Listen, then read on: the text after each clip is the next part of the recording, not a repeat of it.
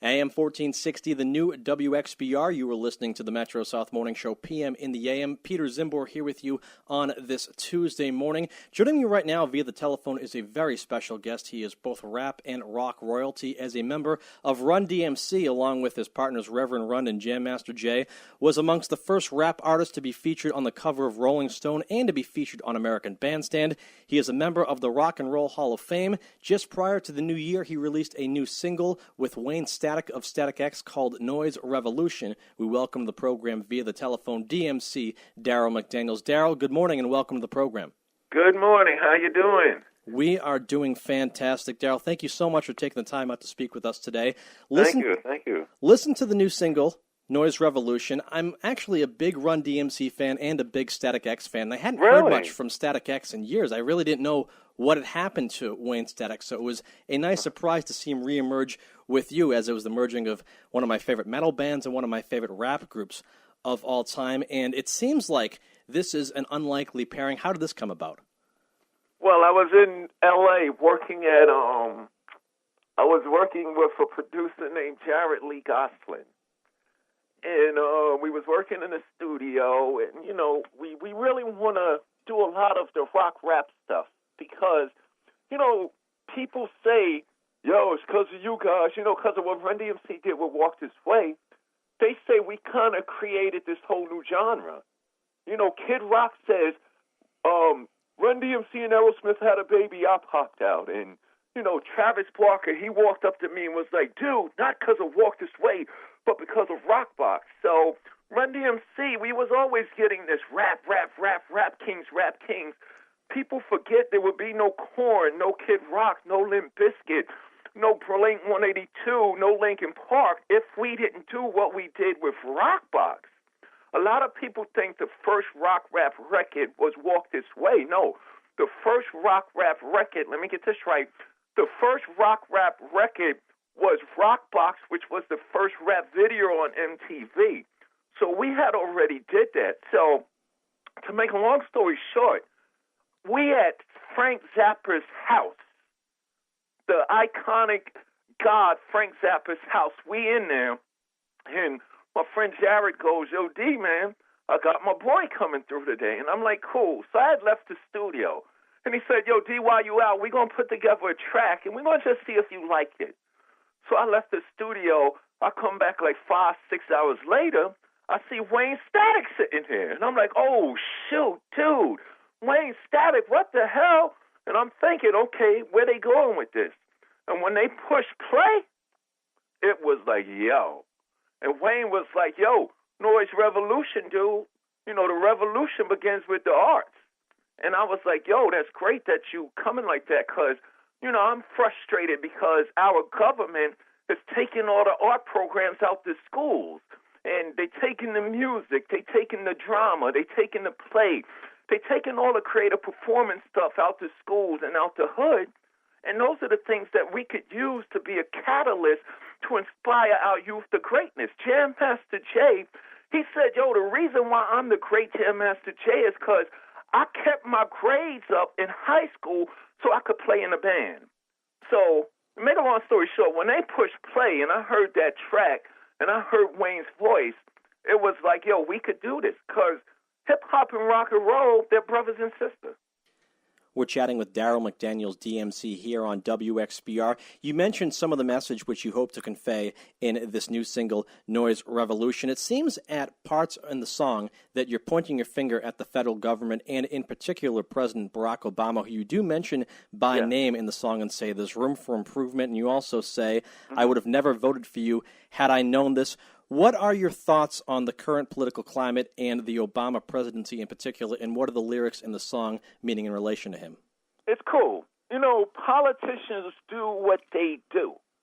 But I'm tired of the Republicans say this and the Democrats say that, because as soon as two groups or two people say there's something different than the other person, there's a beef. You know, even within our own party, I didn't know this until I started paying attention to the elections. You know, even with each party, Republicans and Democrats, even each party has they have conservative and liberalism and this and that. Now, my beef is this. We elect because we elect you so-called leaders because you promised to do this and do that for the people and change it and make it better. Cool. I know things ain't going to happen overnight, right? But what pissed me off is this. We look at the education system of our nation. We so far behind other nations, that's not even my beef. My beef is this. You can bail out Wall Street, which may or may not have been so necessary and expedient at the level y'all did it. But you bail out Wall Street, and then every time I turn the TV on or even drive through my neighborhood, I see the schools, and I see our educational systems. I see their accessories and their buildings and their programs corroding and corrupting and fading away. My beef is this. If you could bail out Wall Street in a day, or, you took extra, we're going to give Wall Street X amount of dollars, but they give no bailouts to our school system. So that pisses me off, and that brings me back to way before hip-hop was on records. Technically, our systems in this country were the same thing, and hip-hop was based on no excuses. Our thing was the educational system sucks and the government don't care about it, so we didn't sit back and complain, y'all need to do something for us. We looked inside of ourselves, and if you was a DJ, you played your music. If you was an MC, you wrote your rap. If you was a breakdancer, you spun on your head. If you was a graffiti writer, even though we was writing on walls, which wasn't smart, wasn't good, you can't just write on other people's properties, but we showed the world that there was beauty inside of us.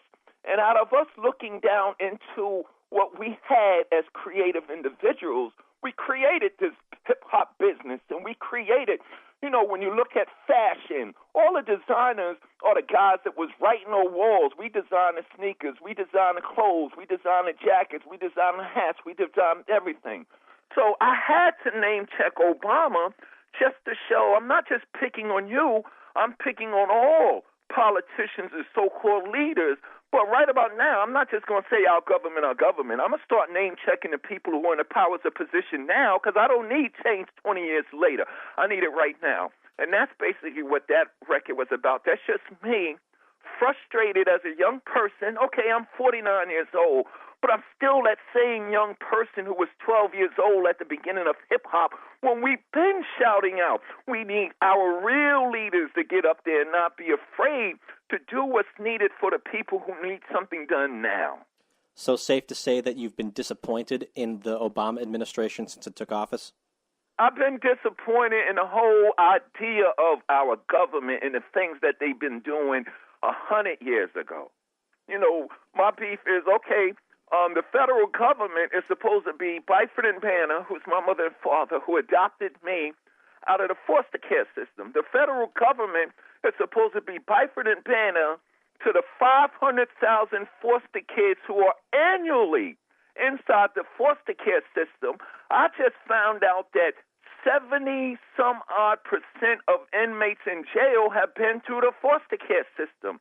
So my beef with the government and the president and the leaders is this. You took out, look, just give me $300 million to give to the educational system. And I'm going to stop our young people from going to jail, from selling drugs, from being thugs, from having to shoot each other and having to do stick-ups. Take an example from the hip-hop records, not of this generation, but of 25 years ago.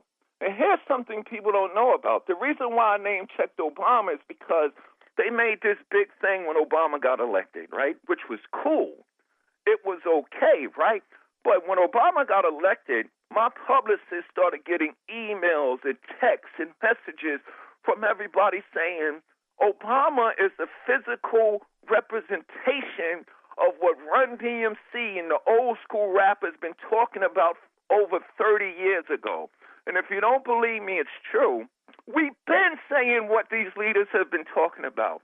In 1982, the Treacherous Three, featuring Kool Moe Dee, who battled LL. I know you know your hip-hop history. Kool Moe Dee and LL had this big battle beef. Before that, Kool Moe Dee was in one of the most groundbreaking rap groups ever, but nobody knows about it. The Treacherous Three. Obama's campaign was called Yes We Can, right? I was in Japan, and when people was jumping around, okay, it's cool that a black man got elected. I'm happy I live in this age, in this generation, to see that happen, right?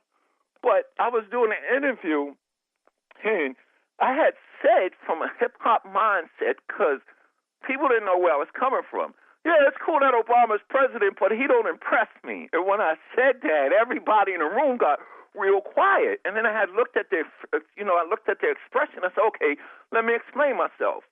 Obama's campaign was called Yes We Can, right? 25 years ago, before you even heard Obama utter that, the Treacherous 3MC sampled the Pointer Sisters record called Yes We Can, which went like this: doo-ba-doo-ba-doom-doom, takum-doom, ka-doom, doo-ba-doo-ba-doom. And the chorus was, I know we can make it, I know that we can, I know darn well that we could work it out. Yes we can, yes we can, yes we can. So the Treacherous Three sampled this record, Yes We Can, in 1982. And Kool Moe Dee of the Treacherous Three, along with L.A. Sunshine, and a Special K. All you listeners, go to YouTube and YouTube up Treacherous Three, Yes We Can. Their record opened just like this 25 years ago. Evil destruction, tax deduction, price inflation rocks the nation, and unemployment is on the rise. It's hard to find a compromise, and if it lasts like this for a long enough time, won't lead to nothing but a higher level of crime. So we say, and then those three MCs went on to rap about the conditions that they were living in 82.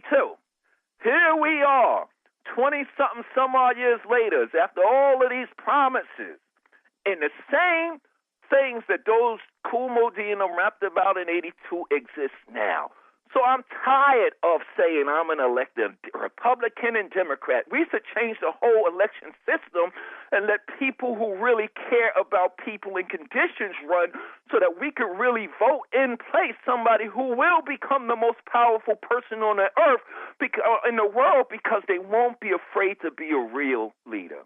So the record noise revolution is just a rock rap version of what the message was about, of what Africa Bambaatan's Planet Rock was about, Africa Bambaataa and the Zulu Nation, and what Kool Moe Dee and the Treacherous Threes, Yes We Can, is about.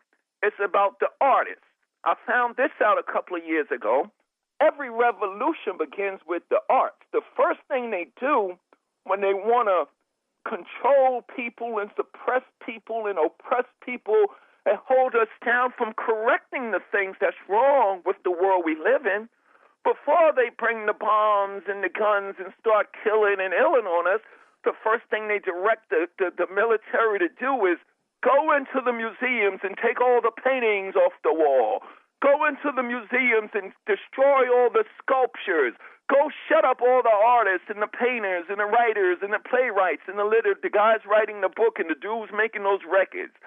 The true leaders of our nation sing, they write, they perform plays, they do spoken word, they create sculptures, and they paint. So the noise revolution is about the people who do know possibly way more than the politicians know about what we really need to get done, what those guys promise us they're going to do. Once again, we're chatting with DMC Darryl McDaniels here on WXBR. Daryl, you raised some interesting points in relation to reform for the school system in the United States. You also mentioned some possible reform in the foster care system, or does that tie in hand with the school system, in your opinion? Well, it ties hand in hand with the school system. I mean, the foster care system is a business. You know, a typical inmate, I don't know the correct numbers. I think an inmate is worth $75,000. The foster kids is worth $85,000. And what happens is this: those kids in the foster care system who don't get adopted, fortunately, and me and all my friends who went through what we went through. This is a situation we didn't ask to be involved in, but we didn't sit around and complain. We were fortunate to be adopted, not lucky. So let me just put that out there. Hey, when you was lucky to know, I was very fortunate because I had somebody that cared about me and wanted to love me, educate me, and discipline me. These kids in the foster care system, they want discipline, instruction, and they want to be educated. But every year they go through a revolving door of the foster care system because the foster care system is making people who bring in foster kids and the agencies that are supposed to look at the foster kids is making them money. You know what I'm saying? If a kid doesn't get adopted at 18 years old, 18 or 21 years old, they get put out on the street. And there's only 3 places for them to go. And I talk to them all. They either go to jail because they can have a roof over their head and some warmth, or they either go to the crazy house because they develop mental problems, or they die. My thing is this: that little kid in the foster care system that keeps stealing the cars, let's educate him on how to build a car, how a car works, so that when he does age out of the foster care system, he got some knowledge to either go get a job working on cars for a career, or he can open his own auto body shop. What I'm trying to say is this: with our educational system and with our systems that are set up to supposed to help advance people in society who are at unfortunate positions, it's not working. It's not working. Why? Because you're not giving them what they really need. Sometimes you got to close the goddamn Bible, and sometimes you got to push the psychology book to the side. You sit the kids down and say, how are you doing today? What is your dream? What are you passionate about? I'm here to help you get there. Don't force this, the Freudian or Freudian psychology on a kid, because what works for one kid might not work for the other. And we kind of created a solution to it. If you look at hip-hop from the generation before Run DMC, people say, it started with you guys. No, it didn't. It started with men who wasn't afraid to lead and talk about stuff to their constituents or their peers. Melly Mel, Africa Bambaataa, Kool Moe Dee, all of these guys from the old school. Disco was big. Everybody thought New York City was heaven. You had Hollywood coming here to party at Studio 54. Why? Because it was Rolls Royces, champagne, diamonds, and fur coats. Every time you turned on the TV, you saw the athletes, celebrities, the CEOs, and all the big wigs going to Studio 54. So people's perception of New York City was, oh, man, that's heaven. Hollywood was even L.A. to come here. Because the disco scene was so big, right? It took a young man from the Bronx to shout to the world, hold up, broken glass everywhere, people pissing on the stage. It's like a jungle sometimes. It makes me wonder how I keep from going under. And when the world heard that, every ghetto from New York City to L.A. to Baton Rouge, Louisiana, to London, to Japan, they saw the truth and the whole world was able to relate. And we use this hip-hop thing not to complain, but just to educate people. When I rapped on DMC in the place to be, I go to St. John's University with the same attitude that these rappers nowadays rap.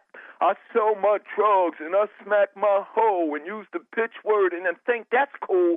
I talked about something positive and empowering, education that could change. You tired of this street corner? Go get a piece of paper that says you know something. Kids was coming up to me, yo, DMC, how in the world do you rap and you go to St. John's? And I was like, not only do I go to St. John's, I was a straight A student. So hip-hop made the conditions that we was living in, even though everything was so negative, dark, and gloomy, we took positivity and made it gangster. And hip-hop doesn't just create rappers. See, nowadays the young people look on TV, see MTV Cribs, and they see the extravagant lifestyle that these guys live. Listen, man, our parties was bigger than Diddy's and Jay-Z's combined. But when you put the needle on a record, or you turned the radio on, or you saw an interview, we always said positive stuff. Nobody never came up to Run DMC and LL and Chuck D and the Beasties and said, "Who's your stylist? What kind of watches that you got on? What kind of car you got?" They would always go, "Why are you young people saying what you saying and doing what you doing?" The reason why we was doing that, because we knew we could use this vehicle of communication, not to be preachy, not to tell the gangbangers you're wrong, not to tell the drug dealers you're wrong, but just to give them options, stuff that they wasn't thinking about. Every time you turn on the TV, CNN, and the radio and pick up the newspaper, you see such and such got shot, such and such is dead. What about the guys that made it successfully? That's why we wasn't afraid to talk about, our thing wasn't you wrong because you're in a gang. Our thing was be cool, go to school, don't mess with drugs and thugs, and you can rule. And we put it out there. And those kids, they had to come investigate for themselves. And the kids wasn't sitting around waiting for a handout, and it wasn't about, you got to be like DMC. Hip-hop didn't just create rappers and DJs. It created doctors and lawyers and journalists and directors and designers and radio personalities such as yourselves. So basically, the whole noise revolution is the same revolution that we did when we created this hip-hop thing. If you listen to the message was basically about, it's like a jungle here in New York City. Okay, here's the conditions. But then Africa Bambaataa and the Zulu Nation, which was the biggest street gang in New York City, they made a record called Planet Rock. And it was about, okay, here's the conditions the message talk about. But we know a place that could be better. Bam was like, what could you do? You spin on your head. You can write that graffiti. You can use what's in you to make it better. And we know our responsibility wasn't just for us to get out the hood. It was about us being an example to everybody else that was on that block with us.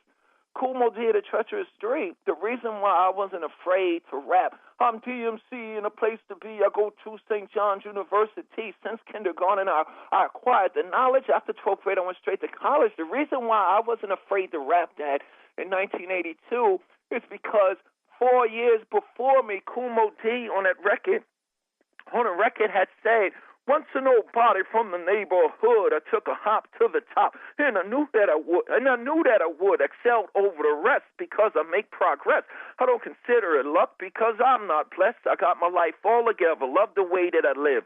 Go to school really cool, and I think positive because it's a right to have fun, lots of pleasures and joy, but it's the brain that separates the men from the boys. And I was looking at Kool Moe Dee, was like, hold up. This guy lives in the South Bronx. He has nothing. I grew up in suburban middle-class Queens. I went to high school. I went to Catholic school my whole life. Every school I went for, my mother and father worked to pay for me.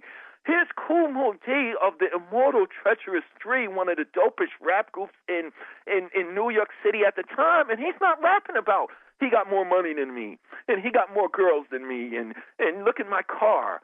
He said that it wasn't digital then. I had to pull the needle back. But the powerful thing about that was it wasn't a politician who was a grown man from somewhere that I'd never been to. It wasn't my mother. It wasn't my father. It wasn't a teacher. It wasn't a guidance counselor. It was a young man who looked like me, dressed like me, living in the same conditions as me, talking about how to make it better. That's what we need. We need the leaders to have that attitude. Let's utilize one of the most precious commodities on the face of the earth. It's not the diamonds. It's not the oil. It's not the money. It's the young people. They are the future. Now, after the 2002 murder of the DJ of Run DMC, Jam Master Jay, it appeared that Run DMC as a group was done for and never would perform under that name again. However, recently, you and Reverend Run have performed as Run DMC, even with Jam Master Jay's kids at times behind the turntables as DJs. What led to the decision between you and Run to get back and perform under the name Run DMC? Well, first of all, we're not going to record together. We're not trying to tour. We're going to keep it to, like, big festivals. And the reason why that we decided to come back as Run DMC is to kick the door open for Jay's legacy. both of Jay's sons are DJs. You know what I'm saying? Our whole thing, our whole life was to keep the doors open for the next generation coming through. So part of it also was the demand of my friends. All of our friends was driving us crazy. Y'all need to do a show together. Y'all need to do a show together. So we said, okay, if the opportunity looks like if it's a good situation, you know what I'm saying? Like when we did the Fun Fest in Austin, Texas. Me personally, I love Austin, Texas music scene. So I'm like, you're going to go pay me to go sing somewhere that I love, plus I get to see all the other great bands. But basically the reason why we did it was the demand from people close to us, and it puts Jay's two sons on a big platform that might not be as easy to get, even though they Jay's sons, without us. So you're not going to record together again, not even maybe a one-off single for a compilation or something of that nature? Nah, the last memory y'all have, and let me correct the world too. It's even though you'll come see Run DMC, it's not the group Run DMC as people specifically think it is. This is not. We could never, ever, ever, ever, ever. Me and Run, these two dudes now, could never ever compete with what those three dudes, Run DMC and Jam Master Jay, did. If you come see us now, it's not, oh, shoot, Run DMC is back together. No. He's a reverend, I'm a rocker. Technically, it's the same thing because we both minister to people. But if you come to a show now, you get to hear all the classic records. The fathers and grandfathers could stand with their kids and brag to the kids of why we so good. And the fathers and grandfathers and grandmothers could brag, we've been hip-hop before y'all. But when you see Run DMC show now, it's, oh, shoot, I saw a show with Run and D performing together again. It's completely different. Well, we're talking with DMC, Daryl McDaniels from Run DMC here on WXBR. We started off this interview talking about your new single, Noise Revolution, which folks can get on iTunes. They can check out the video on YouTube and various places online. In 2006, you released your debut solo album, Checks, Thugs, and Rock and Roll. I would have to assume that this song, Noise Revolution, is the lead single to what will be the follow-up to your solo debut. When can we expect that? Yeah, well, the first solo album that I put out, Truth Be Told, I just sit my management, my publishers down and say this to them. I said, look, I did that album because I thought I was going to die. I was an alcoholic, suicidal, metaphysical wreck. Jay got shot and killed. My father passed away. And then I found out I was adopted. I didn't find out that I was adopted till I was 35 years old. And the way I found out was I just asked a simple question because I wanted to put some information in a book. And then they revealed to me, oh, by the way, you was 2 months old when we brought you, you was a month old when we brought you home and you're adopted. So at that time, I really wanted to kill myself. I was drinking myself to death. Life was in shambles. And I said, people are going to hear this record. And when I went to Japan, the Japanese people are real cool and observant. They listened to that album and they said, why is it so dark? Is there anything you would have did differently with your first solo album? And I said, oh, yes. I would have made a happier record. When I did that album, it was at one of the worst points of my life. But everything that I said, the way I sounded, the way that came out, was all that I had at that time. But once I found out that I was adopted, I was thinking, okay, Jay's dead. I'm not going to rap no more. My voice is leaving. Run DMC is over. What's the purpose of me being here? Because during my journey from probably like 97 up until the time that I found out I was adopted, I really got into metaphysics, and this is a true story. And I read the Bible 20 times. When you go to Asia, in the hotel rooms, when you're in Japan and Hong Kong and stuff, they put the Buddha book there. I come home, they tell me about this guy Deepak Chopra. So I go to Borders and Barnes & Noble. I buy all these books, The Meaning of Life, what's the purpose? And then I got into the metaphysical section of these bookstores, and I'm reading all these books because there was this void in me. And I didn't know what the hell was going on, and I got severely depressed. And my friends said this to me. They said, D, you're DMC of Run DMC. First to go gold, first to go platinum, first on MTV. You're a legend, this and that. How in the world could you be depressed? And I didn't know what it was. But whatever I was going through, it had me on this journey. And then I thought this. I said, man, if I die tomorrow, people know the DMC story. You got Behind the Music. You got 3 or 4 books written on us. You could Wikipedia me and Google me and all of that. People know what Run D&J did as the group. All the corny stuff. First to go gold, first to go platinum. But nobody knows about the little boy Daryl. So I was so depressed. And I said, just in case I do commit suicide, or just in case, look, the plane could crash tomorrow. I don't want the last thing to be known about me is he was DMC or Run DMC.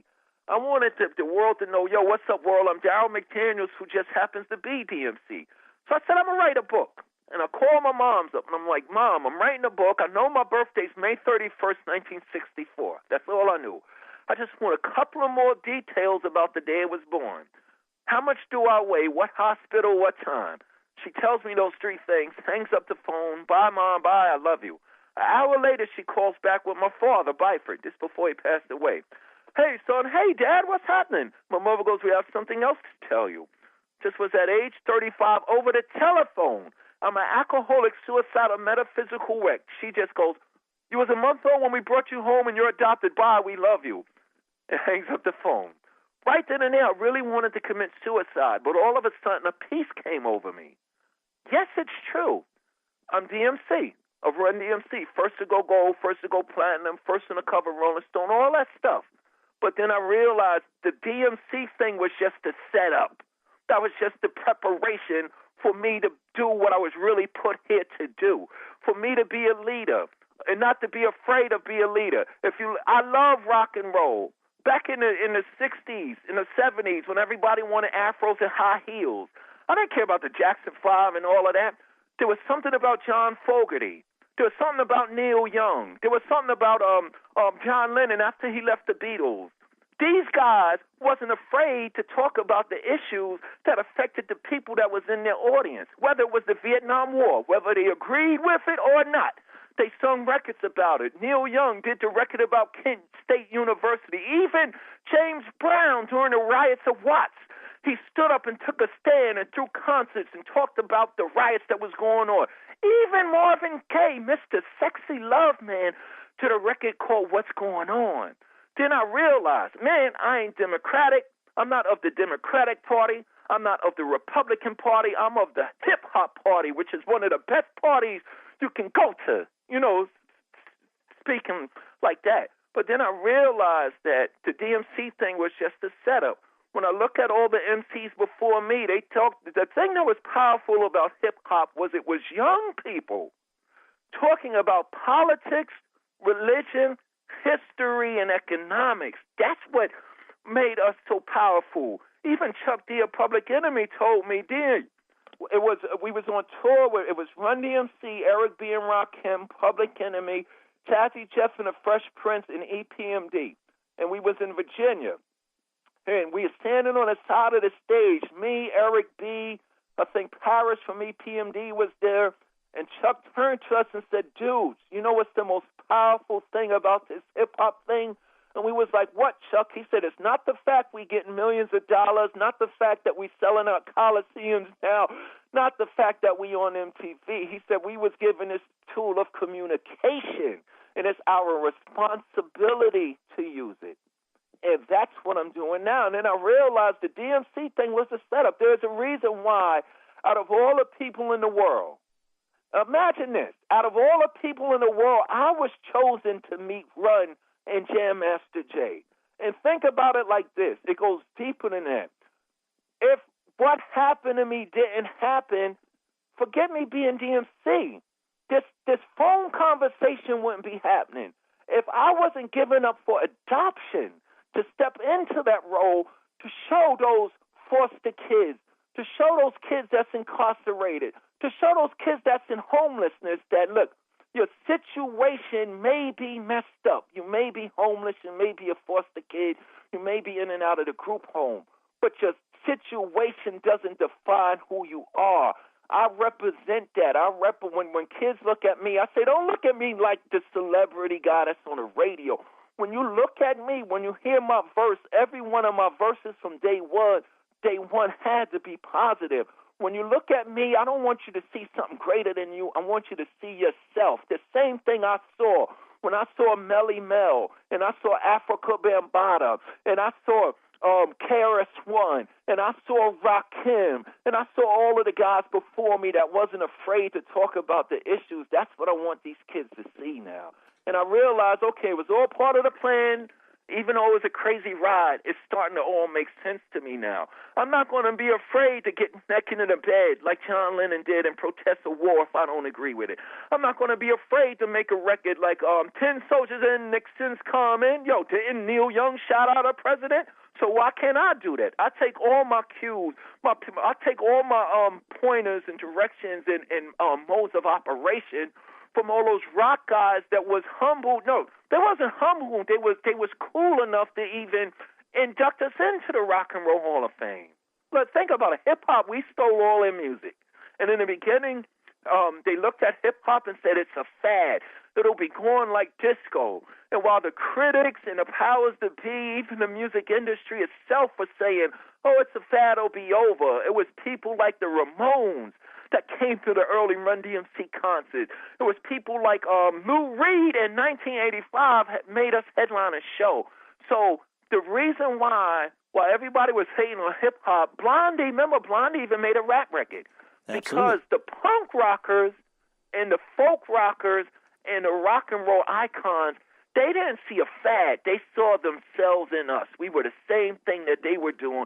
When they talked out against inequality, women's libs, civil rights, and then the wars in Vietnam and Korea, and the folk singers that sung about the conditions. It's my responsibility as an artist to walk in them same shoes if they're going to put me in that position. Like I tell kids, I ain't just a rapper. You know what I'm saying? I'm not just a rapper. I'm a rapper that rocks. Well, Daryl, we thank you so much for coming on the program today. You and I could talk about a plethora of subjects, and we'll have to do this again. We want folks to check out the new single, Noise Revolution, on iTunes and the video on YouTube. And when the album drops, Daryl, will you come back on the program? Because we have plenty more. We haven't even scraped the surface. I'm going to come up to the station. We would love that. I promise you that. We would love that. You come down to Brockton, Massachusetts, or come up to Brockton, Massachusetts here at the WXBR studios. We'll have you anytime. Will do. And like I told you earlier, I love Brockton. I got to let the people in Brockton know. I love it there. I love them. I love the community. I love what you're about. I love the facilities. I love the hotels there. I love you. I can't wait to get back up there, guys. That is Daryl McDaniels, DMC, joining us here in WXBR. We'll step aside for a local news update, courtesy of Mike Pava. Stick with us. You're listening to the Metro South Morning Show, PM in the AM.